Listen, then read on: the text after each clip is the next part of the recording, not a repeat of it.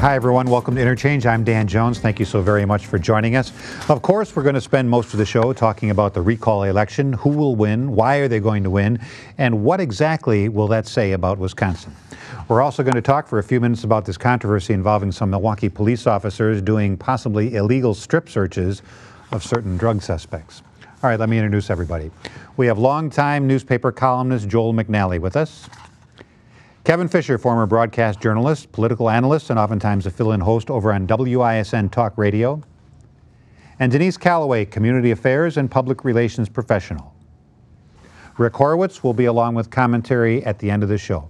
All right, the first thing we're going to talk about is the election. Last night, the debate, Tom Barrett looked more forceful than I've ever seen him. Kept hammering away at Scott Walker's integrity and what he does and doesn't know about the ongoing John Doe investigation. Walker continued his very comfortable mantra that his policies have indeed worked and are leading to more jobs and a healthier Wisconsin economy. Okay, so the campaign is just about over. Who's going to win this thing? Why? And Denise, by how much? I think Barrett is going to win. I think it is going to be by a razor-thin margin. Both candidates say that they really do believe that the race is that close. I think, you know, what we're seeing and what we're hearing more and more is, I agree with you, Tom Barrett was very forceful in the debate last night. But to be really honest with you, I think that, you know, on Thursday night, both candidates did very well. And maybe that's in part because of the format that is, where it's an actual debate and they actually get to go back and forth and you get to hear what both candidates are thinking. But I think what we're seeing more and more, and what some of their internal polling is showing, is that the questions that are being raised about what Governor Walker knew about the John Doe and what his level of involvement in it is starting to stick. And that's why I think it's going to be very, very close, but I do think that Tom Barrett's going to win. If it wasn't going to be extremely close, would the former president of the United States have come to Milwaukee at the last minute today? I think it's very telling that President Clinton came to town to campaign for Tom Barrett at the 11th hour.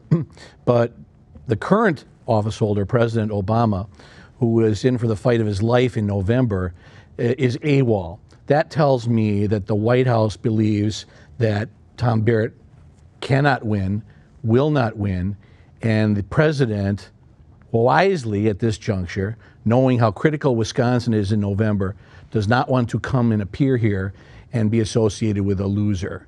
And Tom Barrett was the wrong candidate to pick, I believe, by the Democrats because he lost to Scott Walker once before. He's lost twice in his bid for the governorship. And the excitement level amongst Democrats, even anecdotally, if you read even places like the Capital Times in Madison, where Democrats are being quoted as saying they're not really enthused about this particular candidate, that as a whole the party might have been had there been another candidate. Well, we'll never know because those other candidates didn't get in the race. I believe the turnout will be high for Democrats, but I believe the turnout will be even higher for Republicans. The momentum is all on the side of the governor. You've had 16 credible polls since April, and none of them, not one, has Tom Barrett been the leader in. I don't think all those polls are wrong. I think that they're right where they, I think, should be in that 4 to 6, even 7% range, and that's what I think. That's what I think Scott Walker will win by come Tuesday. Was Bill Clinton today the consolation prize? I mean, Barack Obama was just across the border in Minneapolis. He couldn't have made a quick stop here? He may still. I don't know. But it's going to be decided here in Wisconsin. I was at the Clinton event today, and it was a great event. And Bill Clinton is Bill Clinton. I mean, yep. he is. He had the crowd in the palm of his hand, and actually the point he made was a point that I think is going to decide this election, which is that the people, the intelligent people of this country, not just this state, want cooperation. They want politicians working together on problems. They don't like this hostility and divide and conquer, and if we win, we take it all and destroy our enemies. That is not what that's not what the people of this state or this country want. And Bill Clinton nailed it in that, cooperation between Democrats and Republicans in times of crisis. And boy, is this an economic time of crisis. The only way you get out of it is working together. And we've seen Republicans throughout Barack Obama's administration voting against jobs. Good God, when everybody needs jobs and they're voting against it. And let's think about what's going to happen Tuesday. If in fact Scott Walker is reelected, nothing ends. No war. The war doesn't end. The conflict doesn't end. The John Doe investigation into corruption into his office doesn't end. The reason why this John Doe investigation has been so central, I think, in this campaign is that it's all Barrett has. No, well, let me tell you, the people of this state, people of this state do not want a corrupt government. They really don't. And for months now, Scott Walker has been saying, well, I'm the one that started this John Doe investigation. Well, it just came out today. That's kind of true, because what happened was the district attorney's office couldn't get the county executive's office to give them information they needed to investigate crimes. And they said, well, it's probably because he's running for governor, so we have to have a secret John Doe investigation or they're never going to tell us anything. It's very interesting that you bring up the John Doe because it really is, at this juncture, the last gasp of a desperate candidate. The only reason we're talking, the only reason we're talking, we're only now. Yeah, 13 people have received. I understand, but there's been nothing during this 2-year witch hunt that is stuck to the governor. And the reason we're sitting here and talking about this for the umpteenth time in the last year and a half is because the governor instituted controversial collective bargaining reforms that we now know have worked. So there goes that issue for Tom Barrett. He can't talk about the state budget because this governor solved a $3.6 billion deficit without raising taxes. He can't talk about taxes because the mayor is a tax and spender, and this governor lowered taxes. He can't talk about jobs because the latest jobs reports show that Scott Walker was right about job creation. The latest jobs report that this governor put out that what is left? The John Doe, and eventually, and I've been in politics a long time. Let me just finish with this. I've been in politics a long time. Doesn't matter whether you believe it, they'll say it. If you run, you have to give the electorate more of a reason, more of an alternative, a reason to vote for you, not just that the other guy's bad, the other guy's bad, the other guy's bad.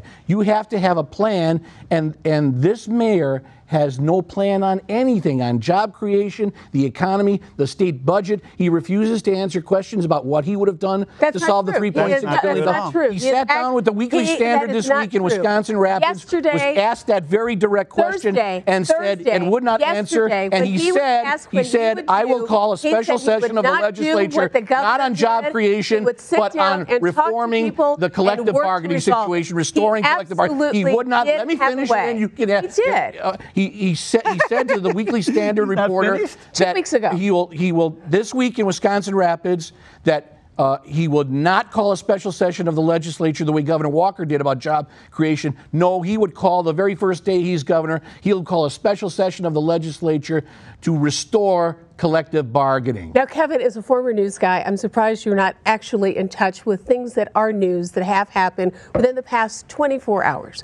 One of those is, at the debate on Thursday night, one of the question was asked by Mike Goucher of the mayor, what would you do? What would you have done differently? And the mayor laid it out step by step by step, what he would have done to close that gap and to take care of that deficit. So to say that he's not talked about what he would have done is absolutely positively incorrect. And it was across the airwaves throughout the state of Wisconsin. He has never offered rock solid specifics about what he would have done to solve that $3.6 billion deficit. Did. He talks in generics, he talks rhetorically, and he will will not talk about his job creation plan, and I'll tell you why. Because there is none. You know what? I'm so sorry that you didn't either notice it or pick it up. You can insult me all you want. I watched the debate. I've been following this. But I know what I read. He has not offered specifics on the real issues that the governor had talked about during that debate. If Tom Barrett wins this race, it says pretty clearly that the people of Wisconsin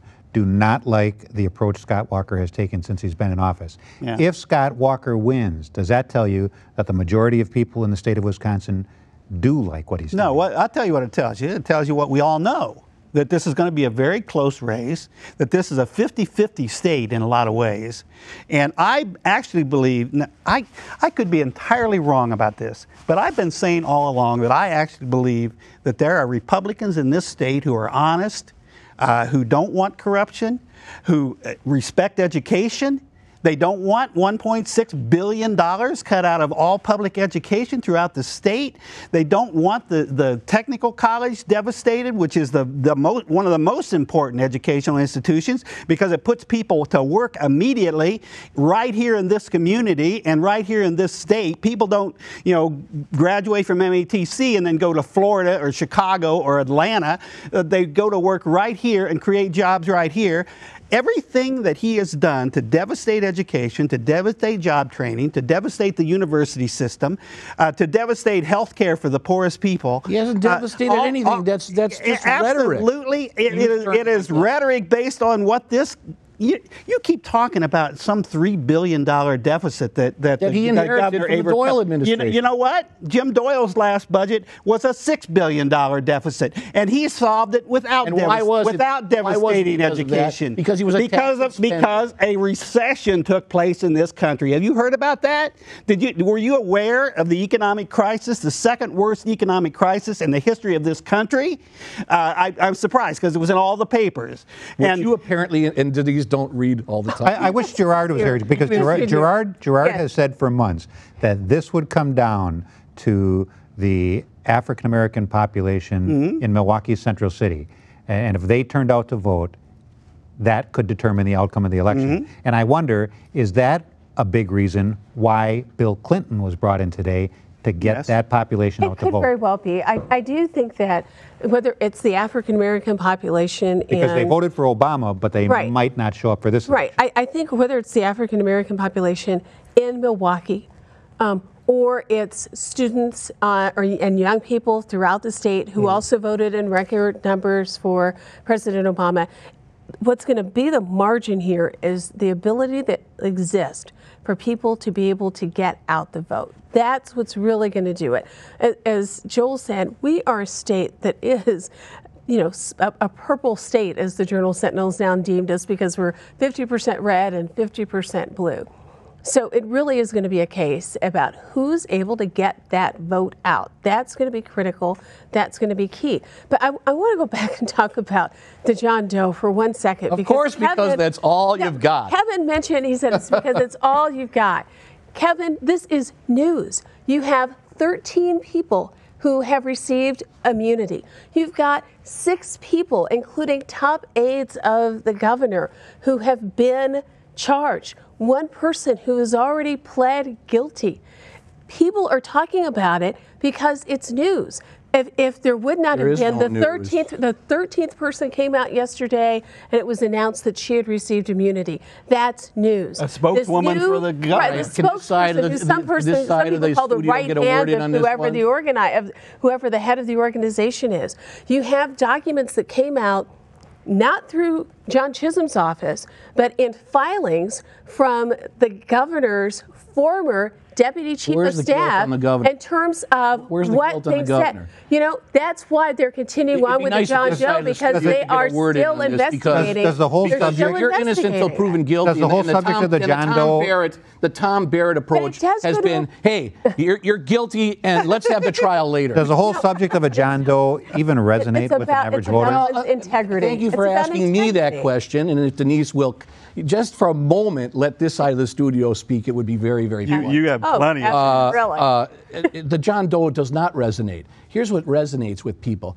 If you want to move this state forward and you do not want to return to the days of budget deficits, high taxes, high spending, This governor fixed all of those problems, and you do not want to return to those days where the economy is just in a shambles. So no, the John Doe doesn't resonate. I think most people see this for what it is. It's been a 2-year bag full of nothing political witch hunt. The National Republican Party. Indictments and people pleading guilty. That's a bag full of nothing. The National Republican Party has embraced Scott Walker. Does that impress you in any way that they think he is a leader? Well, I would expect them, since they're Republicans and he's a Republican, to expect that he is the leader.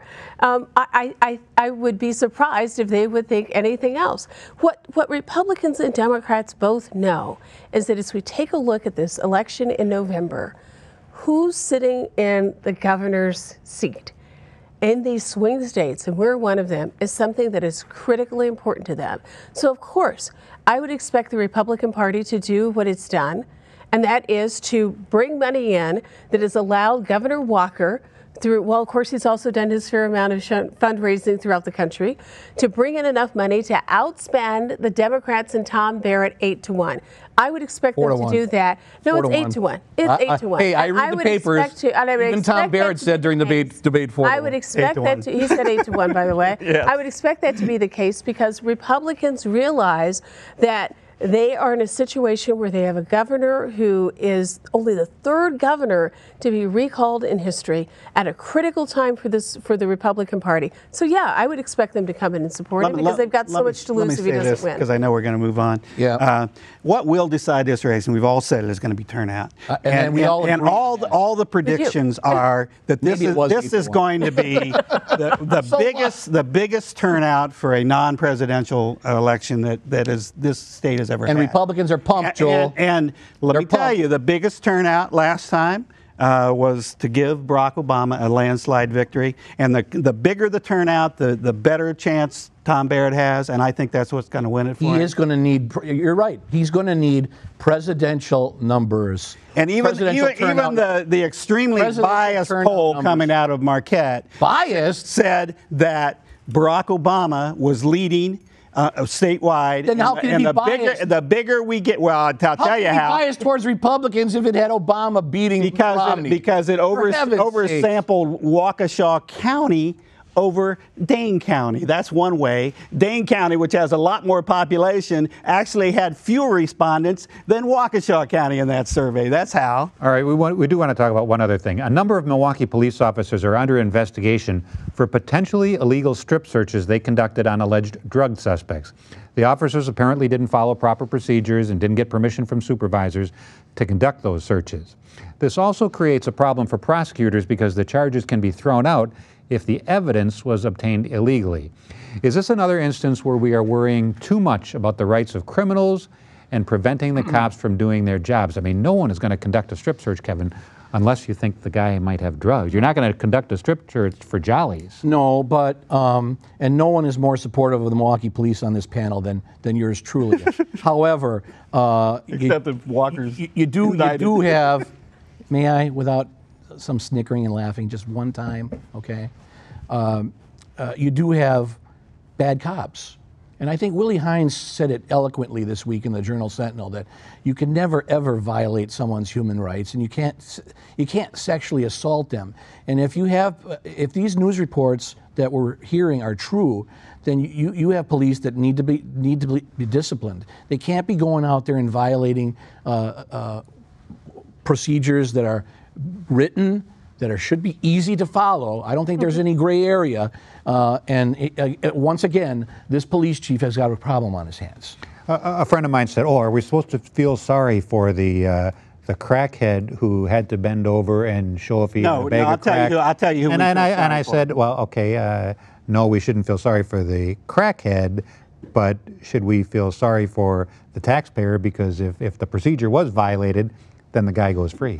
There's no one on this panel, including you, who would ever agree to such a search, and particularly with no evidence that you've done anything wrong. There has to be probable cause. This has to do with what kind of society we want to live in, and we don't want to live in a society where authorities are given the power to conduct these kind of searches on any individual.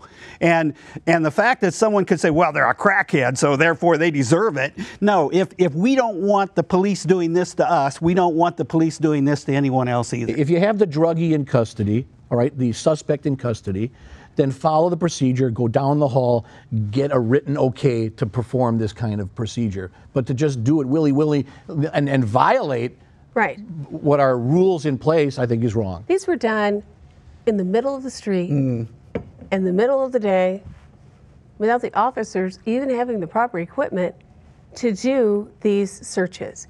These searches weren't done to search for drugs. These searches were done as a way to intimidate and embarrass people. And by doing that as a way to try to control them, it's an abuse of power. So I think that, fortunately, what we've seen is that we are apparently talking about a handful of officers, a small number of rogue officers. And I think that's what we need to remember.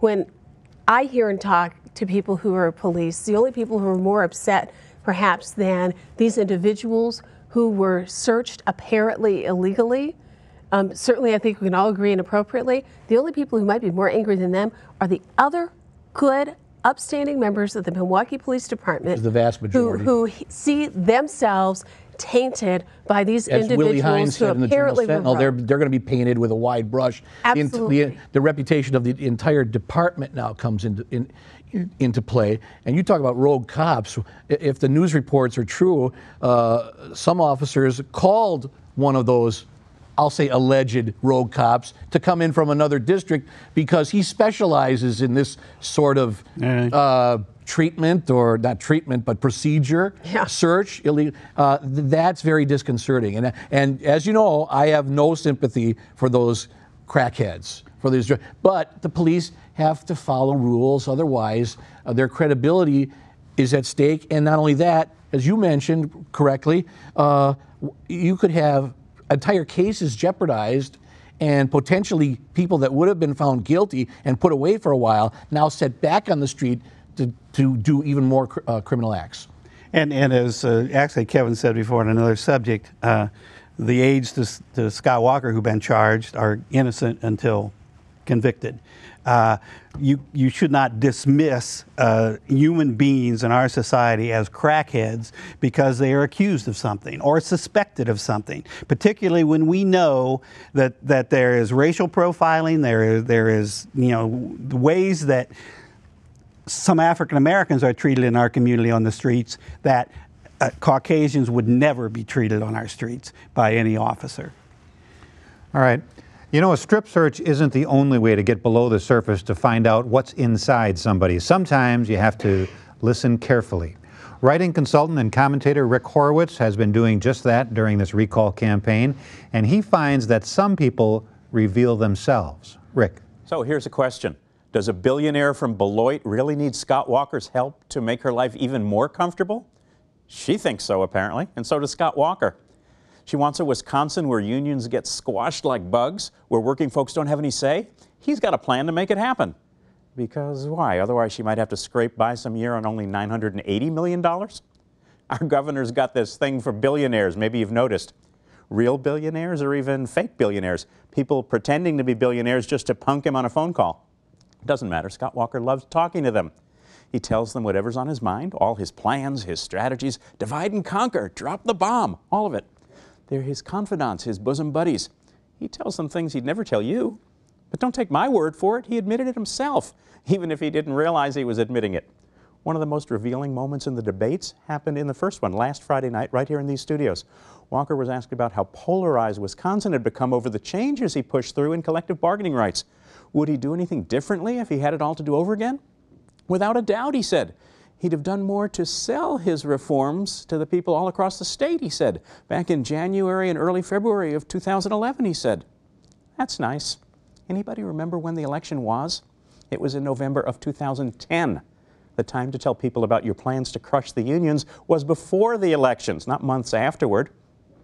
See, even when he's trying to sound reasonable and show a bit of remorse, he still can't bring himself to be open and honest with voters. Not with ordinary voters anyhow. High earners? That's a different story. So here's the other question. Tired of having a governor who sucks up to the super rich while he stonewalls the rest of us? You have a couple of options. You can show up on Tuesday and send him packing, or you can sit on your butt on Tuesday and then complain on Wednesday if he's still running things for the benefit of his rich friends. Or you can become a billionaire. He's gone from this. Well, that is Rick's opinion. Thank you so very much for watching. Remember, vote Tuesday. We'll be back next Friday night to talk about the results. Enjoy the rest of your weekend. The Walker victory, yes.